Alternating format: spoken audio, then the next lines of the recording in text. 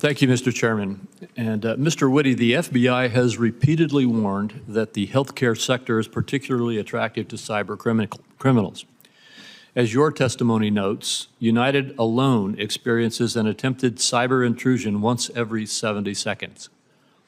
However, nationwide, cybersecurity preparedness and response guidelines for healthcare sectors appear to be disjointed.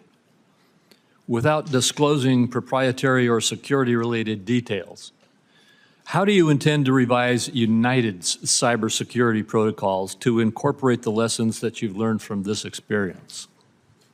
Senator Crapo, thank you very much for the question. First and foremost, let me reiterate how seriously we take this and how diligently we are working to make this right, both technically and also to make sure we understand the patient information implications. To your question of how we're responding to this, first and foremost, let me reiterate, we have an enforced policy across the organization to have multi-factor authentication on all of our external systems, which is in place. Well, can I interrupt for just a second? I think part of my question is, and you were about to get to that, but I want to be sure that you're responsive to this. Is it as simple as fixing the multi-factor system? It's multi-layered, sir. So that is one element, but it is only one element of the defense. Making sure, so for example, we now have implemented, in addition to our normal corporate-wide scanning of our technology environment, we've now brought external third parties to do double or treble scanning across our systems as a further protection layer.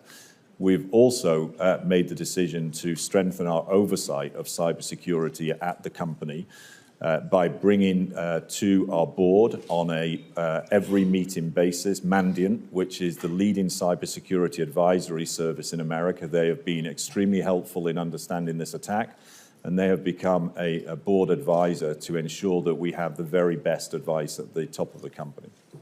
Would you agree that this type, and maybe even a stronger approach than this type, needs to become standard across our healthcare industry, everything from government to the private sector, and frankly, the entire aspect of our healthcare system? Senator Crapo, I would agree with that. And what we saw in Change Healthcare, which was a company which just came into our group a little over a year and a half ago, was a company which was an older company, had older legacy technologies, but I think is very typical of many small to medium-sized organizations in our healthcare environment. And therefore, inevitably, there is going to be a lot of work to be done to upgrade those standards, but I do agree with your assertion. Well, thank you. And I'd like to move on to restoration and protection of patient information. Your testimony indicates both pharmacy services and medical claims are now flowing at near normal levels. Is that accurate? That's our belief, yes. And while this is welcome news, the effects of the cyber attack continue, from ongoing revenue backlogs to unfolding details about exposed patient health and identity information. Which functions remain offline, and when do you expect 100% of Change's systems to be restored? Thank you very much for the question. So all of our core systems are now up and fully functional. So that means pharmacy processing, claims, payments.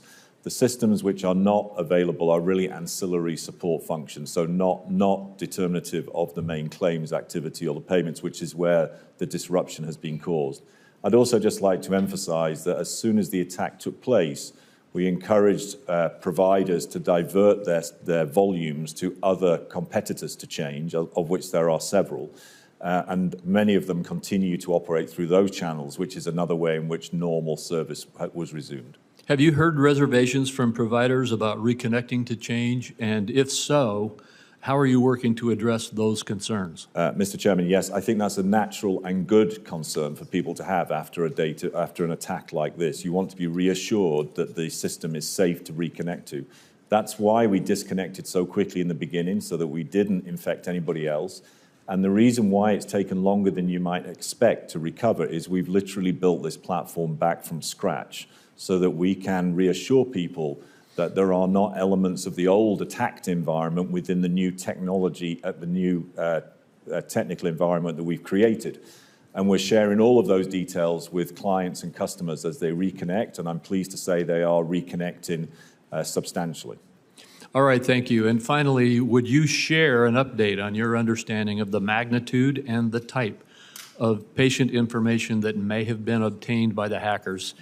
And when do you expect to begin the process of contacting impacted individuals? Thank you for your question. We're working closely with the regulators on that last point of timing, how to and when to start communicating.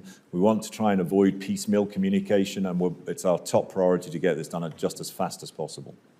Thank you. Thank my colleague. Just on this multi-factor authentication, we know that we heard from your people that you had a policy, but you all weren't carrying it out, and that's why we had the problem. Senator